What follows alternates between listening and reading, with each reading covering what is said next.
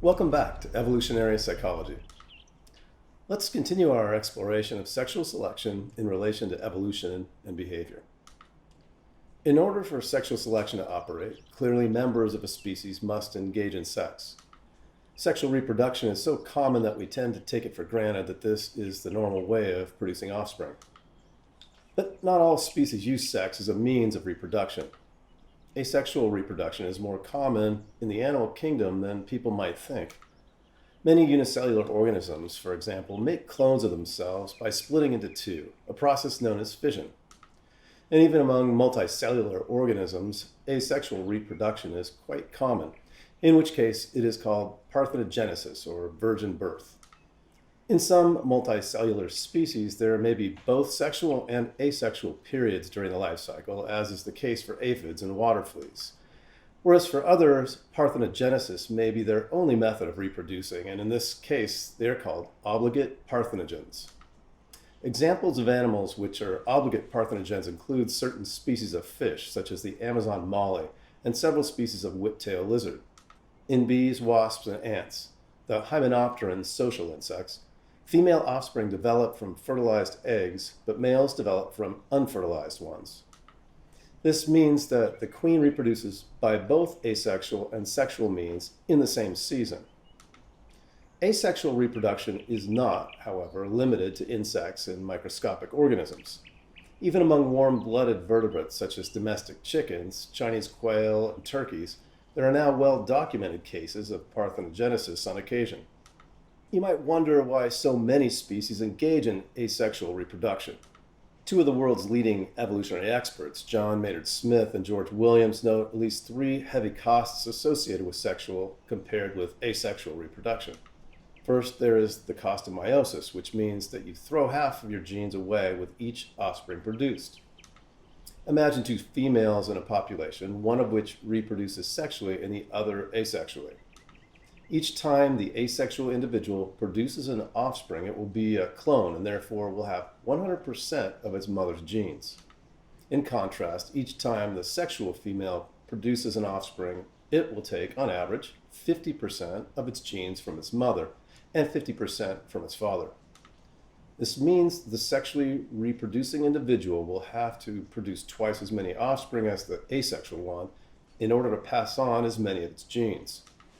Second, there is the cost of producing males, which means that in contrast to females, most males do not reproduce at all. So that many of your offspring, the males, will fail to provide you with grandchildren.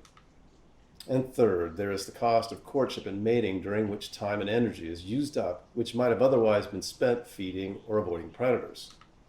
When these costs of sex are fully appreciated, asexual reproduction suddenly appears to have a lot going for it. The question then becomes, why don't we all reproduce asexually? The fact that asexual and sexual reproduction are both possibilities in such a wide range of species, and yet so many multicellular species rely on sex, suggests sex must have some clear advantage. Given the cost of meiosis alone, as Maynard Smith has pointed out, when in competition with asexual reproduction, sex should win out only if it doubles the number of offspring produced. Having explored the costs of sex, we are now ready to ask the fundamental question: what is so good about sexual reproduction? Currently, there are various competing theories. Fisher advocated the idea that sexually reproducing populations would have an advantage in being able to evolve faster in a rapidly changing environment. He argued that by combining together genetic contributions from both parents, sexually reproducing individuals should show more variability in their offspring than asexual ones that have to rely on rare, helpful mutations. A sudden dramatic change in the climate, for example, would wipe out many more of the asexual individuals compared with the more varied sexual ones. Muller's ratchet is the argument that each time a harmful mutation arises in an individual in an asexual population, it will be passed on to all of its offspring. Like a ratchet that can only turn in one direction, each time a new harmful mutation occurs, it is added to the population. In sexual populations, however, on average, only half of the offspring will inherit each parental mutation. If the mutation depresses an individual's reproductive success, then it will eventually lose out to those individuals in the population that do not have it. This means that sex wins out because it helps to eliminate harmful mutations that would otherwise build up in the population. Let's take a look at this in another way. Suppose there is a species of animal that has some type of harmful mutation. These are very common, and in a small population it's likely that every individual has at least one. Assuming there is no back mutation, if that species reproduces asexually, there is no way that mutation can be removed. So any offspring will have the same mutations as its parent. In later generations, as more mutations occur, every individual may have at least 2 mutations, or 3, and so on. And like turns of a ratchet, these mutations will accumulate until the species eventually becomes extinct.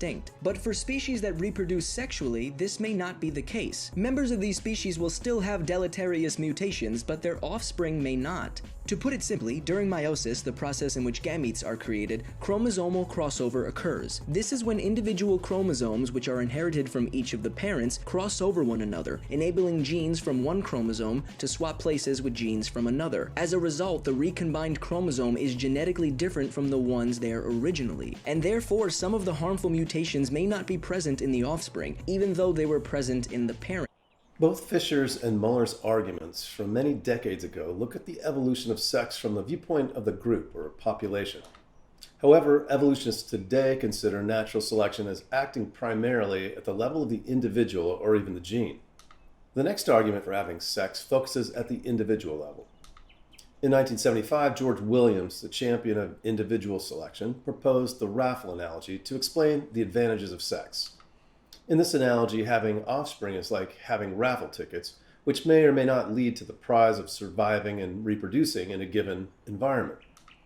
Since sex leads to variation, then each offspring is like having a new ticket with a different number. By comparison, asexual reproduction is like providing all of your offspring with the same number on each ticket. The chances of winning will be greatly reduced if the environment should change. Williams' raffle analogy leads to the prediction that sex will be more common in highly unpredictable environments, such as in streams and at high altitudes and latitudes, while asexual reproduction will be more common in more stable environments. A number of observations appear to support Williams intuitively. Sexually produced aphids have wings which allow them to disperse, whereas asexually produced aphids, which stay put, do not. If your offspring are going to travel, and they are going to meet a variety of conditions, so it may pay off to provide them with greater variability. The raffle analogy makes intuitive sense. Unfortunately, intuition is not hard evidence. When Graham Bell tested the prediction that sex would be more common where the environment is unpredictable, he found the opposite.